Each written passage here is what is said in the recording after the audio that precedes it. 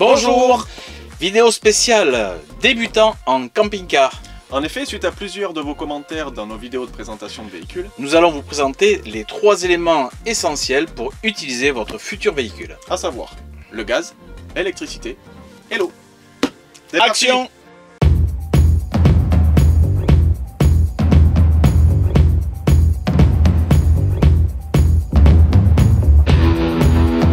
Le gaz, à quoi sert-il?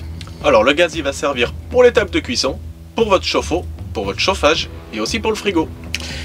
Eh oui, bon, la table de cuisson, on est tous d'accord. Il faut du gaz pour faire chauffer l'eau, pour faire chauffer la poêle, il n'y a pas de souci. Pour le chauffe-eau, pour chauffer de l'eau dans votre véhicule, pour pouvoir vous doucher, pour pouvoir faire un peu de vaisselle, il y a une chaudière à gaz. Plusieurs marques se disputent le marché, mais en général ce sont des chaudières qui chauffent l'eau et qui font aussi chauffage. On appelle ça des combis. Après, il y a d'autres systèmes avec des chauffages diesel qui vous font le chauffage du véhicule grâce au gasoil et qui vous chauffent l'eau grâce au gaz.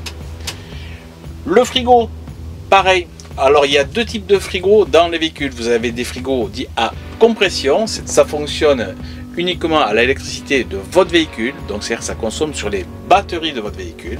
Et vous avez des frigos qu'on appelle dits à absorption, trimixte, qui fonctionnent donc au gaz, au 220 volts lorsque vous êtes branché et un maintien de froid au 12 volts lorsque vous roulez. Ce sont les 2 types de frigos qui existent aujourd'hui.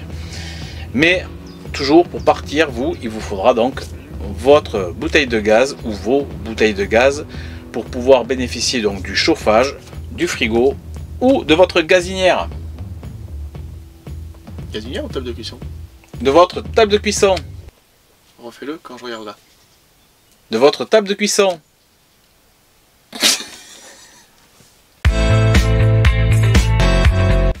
Deuxième point, l'électricité. Elle vient d'où pas? Et bien l'électricité en camping-car, elle est majoritairement produite grâce aux batteries. Alors vous avez une batterie pour le porteur, donc pour le véhicule lui-même avec son moteur, et vous avez une batterie pour la cellule, la partie habitation. Cette batterie, bien sûr, vous pouvez en avoir une, voire 2, selon les équipements des véhicules. Donc ça n'a pas une autonomie énorme. Ça dépend en effectif du matériel que vous utilisez. Si vous avez un frigo dit à absorption, donc à gaz, lorsque vous êtes à l'arrêt, il fonctionne au gaz, ça va pas vous consommer beaucoup d'électricité, sauf la petite carte électronique qui gère le frigo. Et ensuite, ça va consommer quoi? Vos lumières, éventuellement s'il fait nuit, les chargeurs des téléphones, des petites choses. Donc il y a peu de consommation. Si vous avez un frigo à compression, je vous rappelle, on en a parlé tout à l'heure, c'est un frigo électrique, donc qui est quand même assez énergivore.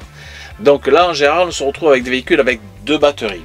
Mais il faut savoir quand même, le mieux, c'est d'avoir aussi des panneaux solaires pour recharger les batteries ou la batterie de votre cellule.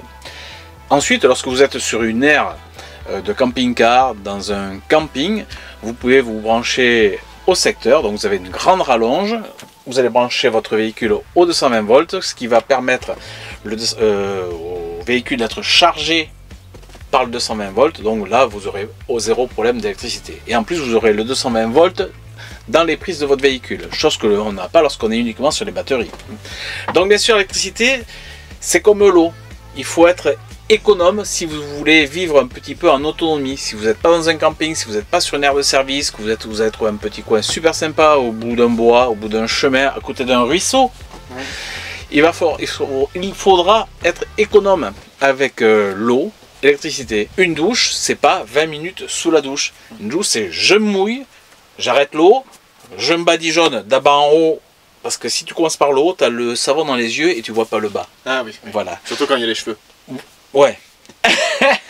Et ensuite, vous rincez rapidement. Normalement, une douche, c'est entre 10 et 15 litres d'eau par personne.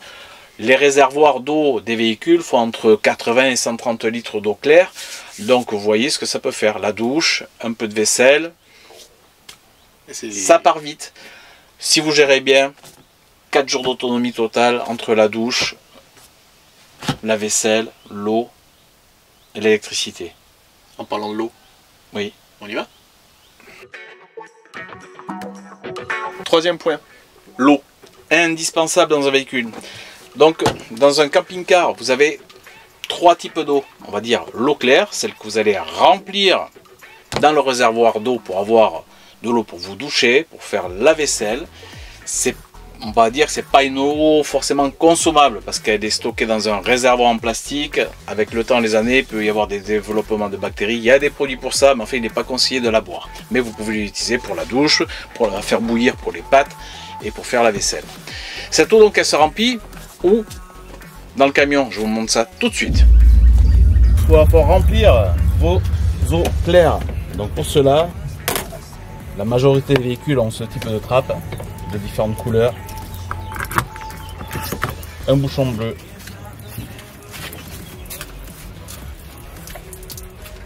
Alors ici en Espagne, on a la chance, on a des tuyaux qui sont fournis. Autrement, vous utiliserez votre tuyau. Et c'est parti pour à peu près 80 litres. Il nous restait 20%. On a un réservoir de 100. Alors pour savoir quand c'est plein, vous écoutez bien. Vers la fin, ça fait un bruit spécifique. Autrement, si vous êtes en face, le bruit spécifique, c'est que vous êtes mouillé. C'est pas compliqué. Ne jamais oublier le bouchon qu'on laisse en général sur la roue ou sur le comptoir. On en retrouve souvent sur les airs. C'est parti.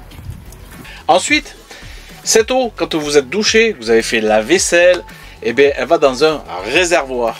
Donc, il faut la vidanger lorsque le réservoir est plein. Alors, bien sûr, il y a des indicateurs dans les tableaux électroniques de vos véhicules vous indiquant les niveaux d'eau propre, d'eau sale. Donc, lorsque vous êtes sur une aire de service, vous allez vidanger votre réservoir qu'on appelle dite d'eau grise. Donc, les eaux de douche et de vaisselle. On vous montre ça aussi. C'est parti. Pour vidanger donc nos eaux grises, il y a sur ce véhicule un système déporté qui permet de ne pas se coucher sous le véhicule pour aller ouvrir la vanne. Je fais ça et ça coule dessous.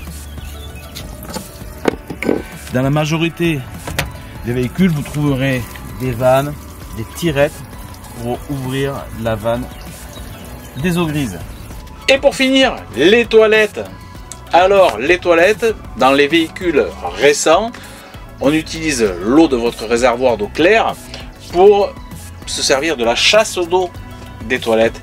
Et tout ça, ça va dans un petit réservoir, le réservoir à matière qu'on appelle les eaux noires. Alors ça se vide dans un endroit spécifique pour les eaux noires. Je vous montre ça tout de suite. Action! Maintenant, on va s'attaquer à la vidange des eaux noires, donc les toilettes, le popo et le pipi. Dans tous les véhicules, vous allez trouver une trappe de ce genre-là, verrouillée. Alors, il y a une petite poignée bleue qu'on soulève et on tire la trappe. Et là, on a la cassette. Là, elle est bien pleine. Si vous ne voulez pas la porter, il y a une petite manette ici qui permet de la trimballer. Allez, on va vider ça. On ouvre le bouchon. Alors, en général, les endroits sont propres, on les garde propres. Ici, il y a la poignée, et ici, il y a un petit bouton. Bleu, orange, ça dépend des marques de cassettes. Appuyez dessus, ça va permettre aux excréments de couler beaucoup plus rapidement. Ça fait une mise à l'air libre, et c'est parti. Allez, essayez de pas avoir noirade.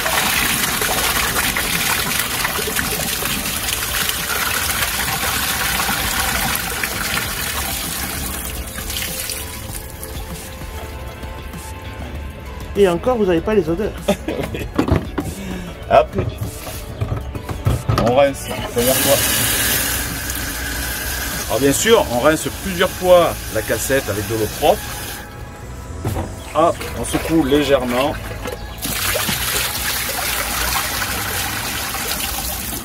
Voilà.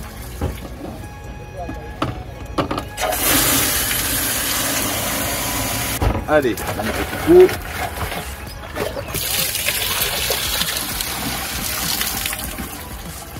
Voilà.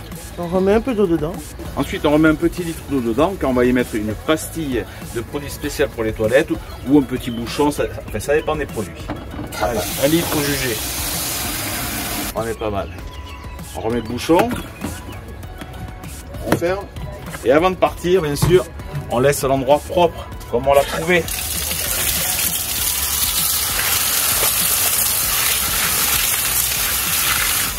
Comme ça, le prochain, il sera content d'avoir quelque chose de propre. Et on réinsère la cassette dans son logement. Et là, c'est verrouillé. Je vais en profiter pour fermer l'eau.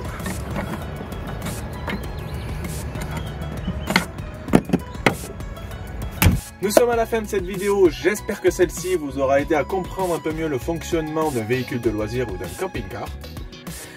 Bien sûr, si vous achetez un véhicule, faites-vous aider par votre concessionnaire pour les trucs et astuces, les vidanges d'eau. Enfin, on va pas faire une vidéo sur les choses plus complexes, mais surtout faites-vous aider par votre concessionnaire pour l'achat aussi de petits matériels comme le tuyau d'arrosage, les cales pour caler un véhicule, c'est quand même des choses importantes. Les produits de toilette, bon, ce sont des toilettes donc chimiques.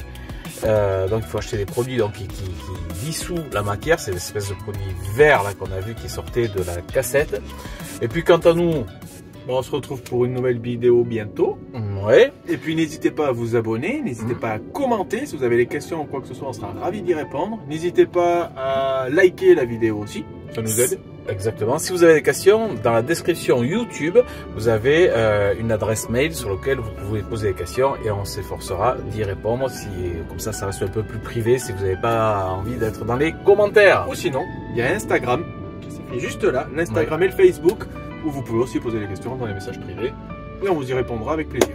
Quant à nous, on se retrouve dans une semaine ou 15 jours, ça dépendra. Exactement. Et puis, on se dit à très bientôt. Ciao, bye bye. Ciao.